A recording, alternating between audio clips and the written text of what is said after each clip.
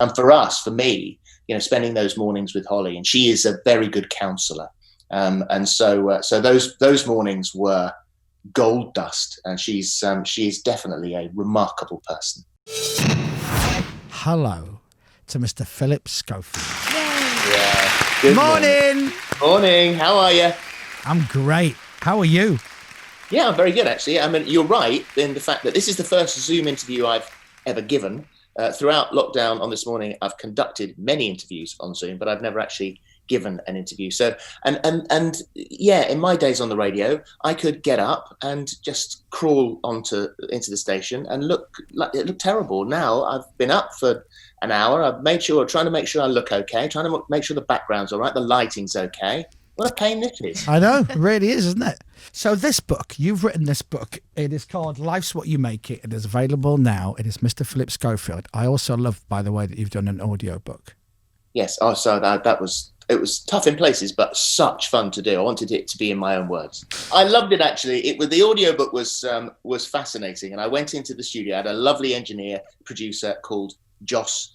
And I walked in, and I was going to be there all week. It takes, it's about 10 and a half hours long. Wow. And he said, "Don't worry, I've read the last chapter. I've read the prologue. I know the bits that are going to be really tough. So if it gets really hard, we'll just have a cup of tea and we'll have a chat." And every so often the wheels came off, and every so often I had a bit of a cry, and then we carried on. And it was actually a really lovely experience.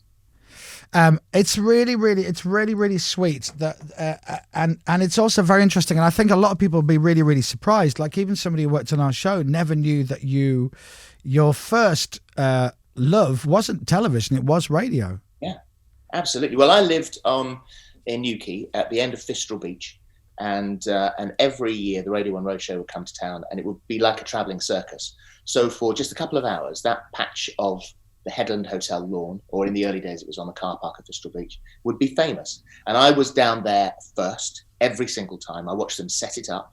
I sat there just in awe of the scale of the thing.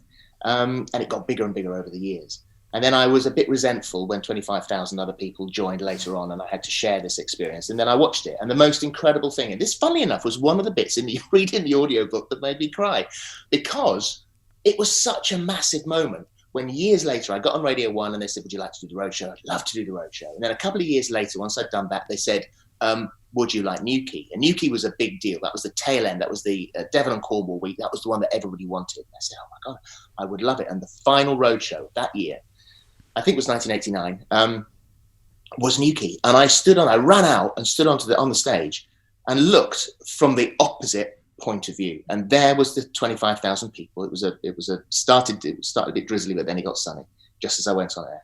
And I looked into the front row, and there was my 10-year-old self looking back at me thinking, "Oh my God, you've done it." And when I read that out loud, I got a lump in my throat, because I thought that was a big moment for me. Holly must be sitting at home going, "Oh yeah, this is great, isn't it? Book, cube, wine. Do you want to do anything with me, Philip? What's my thing?" She texted me yesterday. She WhatsApped me and said she'd finished the book, and she was so lovely about it. She has been incredible. I'm very lucky to have astonishing people around me who've been brilliant. And when the wheels fell off the world and we all went into lockdown, and Holly and I were doing our own makeup in This Morning studio on our own, looking at each other thinking, what the hell is going on here? There was like a therapy session all the way through. We knew that we were going upstairs to do the show, and people were saying, "Thank God you're still on, thank God you're still on," just a little bit of normality. And for me, spending those mornings with Holly, and she is a very good counsellor. And so those mornings were gold dust, and she is definitely a remarkable person. Bless you. Radio. The Chris Moyles Show.